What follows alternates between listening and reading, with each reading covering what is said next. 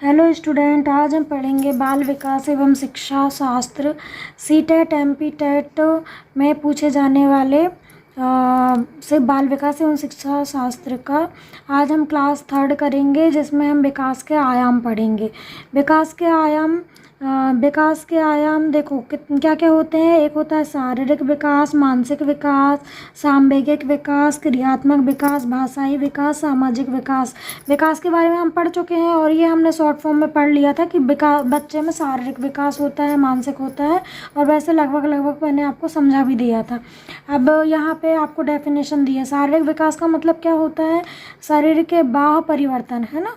शारीरिक विकास का मतलब मैंने आपको बताया था, मतलब कि उसके हाथ पैर का बढ़ना, तो वही लिखा है।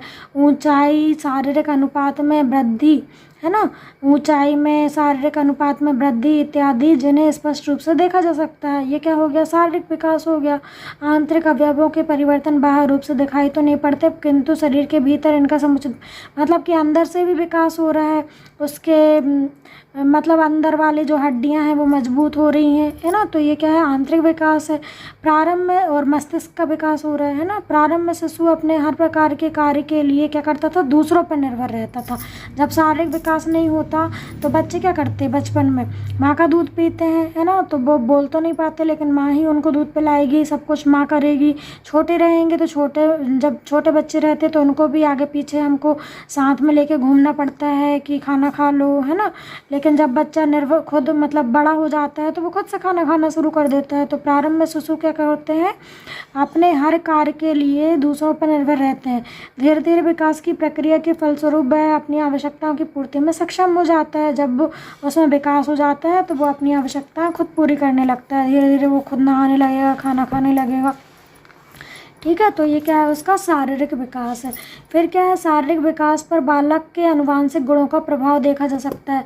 मतलब जब बालक में शारीरिक विकास होता है ना, तो उसके जो अनुवांशिक गुण का मतलब होता है जो माता पिता, दादा दादी, नाना नानी के द्वारा मतलब उनको मिलते हैं बच्चों को, ठीक है। तो वो क्या होता है? उसका अनुवांशिक गुणों का प्रभाव होता है। जैसे कुछ बच्चे होते हैं उनका स्वभाव उनके पापा जैसा या मम्मी जैसा या फिर दादा दादी जैसा होता है ना।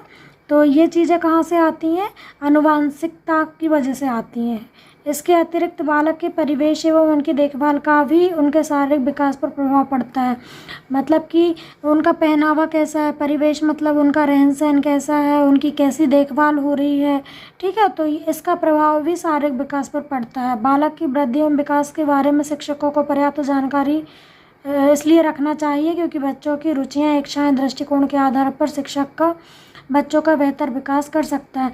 मतलब हमें इस बारे में क्यों जानकारी होना चाहिए? क्योंकि हम एक शिक्षक के लिए पेपर देने वाले हैं, तो ये सब चीज़ें हमें पता होना चाहिए कि बच्चे की जो वृद्धि एवं विकास है उसमें पर्याप्त परिवर्तन हुआ है या नहीं, कहीं वो कुपोषित तो नहीं है, कहीं उसमें कोई कमी तो नहीं रही, या तो इन सब चीज़ों की यदि हमें जानकारी रहेगी तो हम उसके बारे में मतलब बच्चे के बारे में जानेंगे, है ना।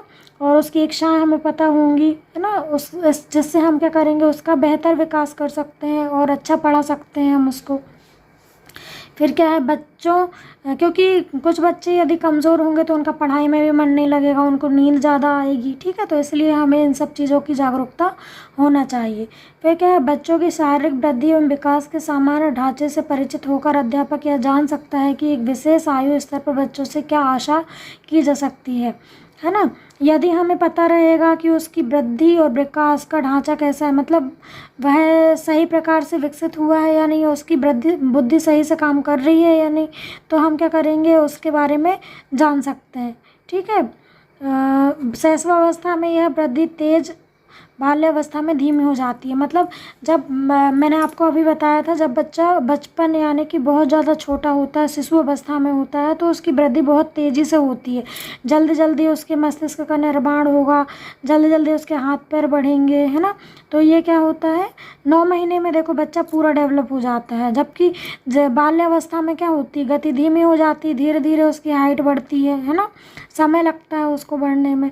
तो ये क्या है? बाल्यावस्था में उसकी गति क्या हो जाती है? धीमी हो जाती है वृद्धि की। Thank you. यदि आपको मेरा पढ़ाना अच्छा लग रहा है तो आप मेरे चैनल को लाइक सब्सक्राइब करो। इसके बाद हम पढ़ेंगे मानसिक विकास, तो आप थोड़ा सा रीड कर लेना। Thank you.